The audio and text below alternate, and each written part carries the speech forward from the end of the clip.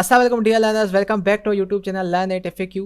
सो आज का जो टॉपिक होने जा रहा है वो इंट्रोडक्शन टू ऑर्गेनिक केमिस्ट्री। हम ऑर्गेनिक केमिस्ट्री के इंट्रो को जानेंगे, उसकी डेफिनेशन को जानेंगे एंड प्लस में हम organic compounds and inorganic compounds को डिफ्रेंशिएट भी करेंगे इस वीडियो में।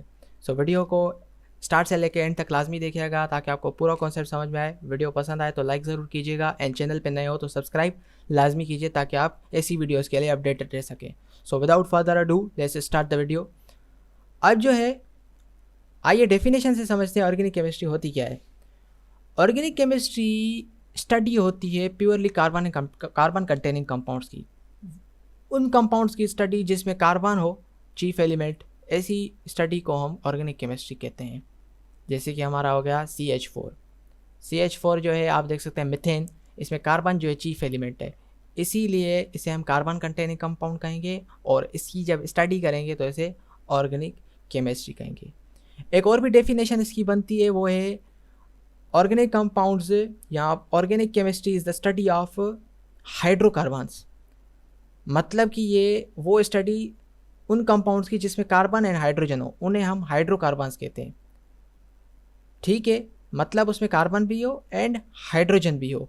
अब आप मीथेन यार एग्जांपल में वापस से जाके देखिए कि वहाँ पे कार्बन भी है हाइड्रोजन भी है, दोनों मेन जो है एलिमेंट है, और ऐसी स्टडी को भी हम ऑर्गेनिक केमिस्ट्री कह सकते हैं और इन कंपाउंड्स को हम हाइड्रोकार्बन्स कहते हैं।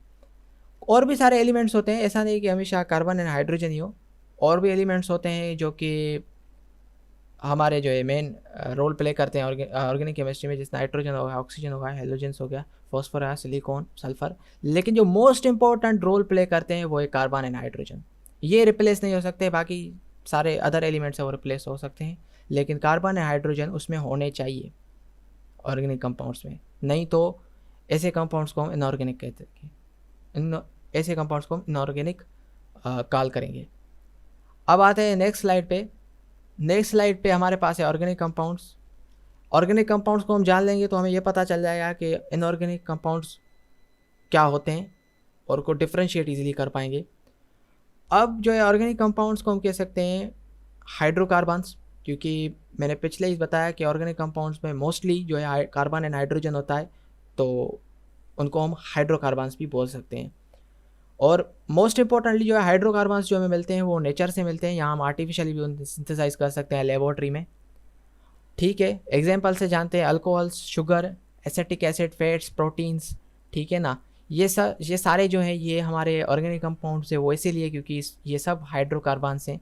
इसमें कार्बन भी है एंड हाइड्रोजन भी है मेन एलिमेंट, और इनमें कुछ ऑक्सीजन भी होता है, कुछ में नाइट्रोजन भी होता है, लेकिन मोस्ट इंपॉर्टेंटली इनमें दो होते हैं, कार्बन एंड हाइड्रोजन।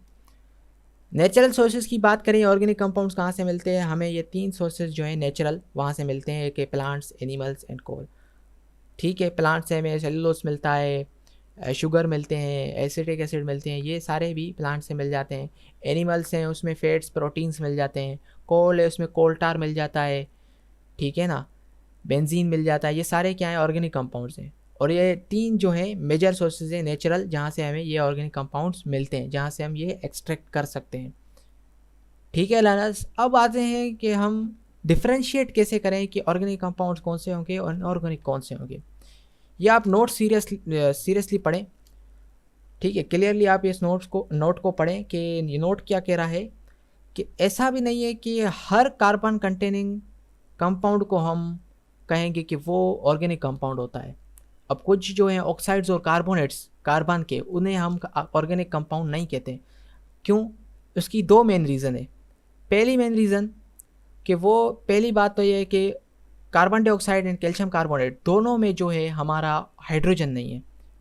ठीक है, हाइड्रोजन नहीं होने की वजह से हम इसे हाइड्रोकार्बन नहीं कह सकते हैं और इसे इनडायरेक्टली हम ऑर्गेनिक कंपाउंड नहीं बोल सकते। ठीक है, ये इसकी पहली वजह है। अब दूसरी जो वजह है इसकी, इसे हम नहीं बोल सकते ऑर्गेनिक कंपाउंड, दूसरी वजह कैटनेशन।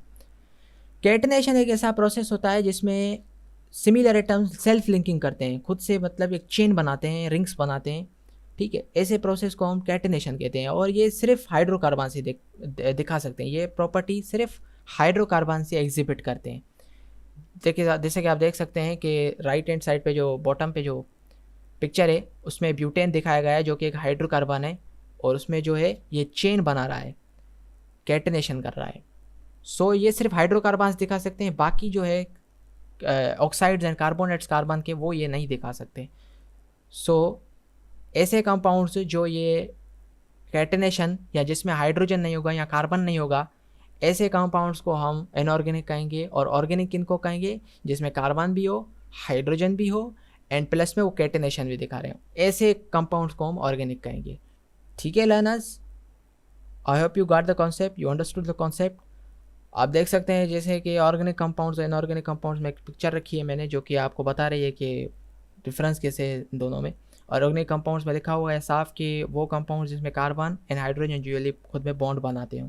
और इनऑर्गेनिक कौन से होते हैं? जिसमें कार्बन एंड हाइड्रोजन बॉन्ड नहीं बना रहे हों, जिसमें या तो कार्बन नहीं होगा या हाइड्रोजन नहीं होगा। टेबल साल्ट, आपने सोडियम क्लोराइड का तो फार्मूला सुना ही होगा, इसमें आपको कार्बन कहीं मिलता है? नहीं मिलता।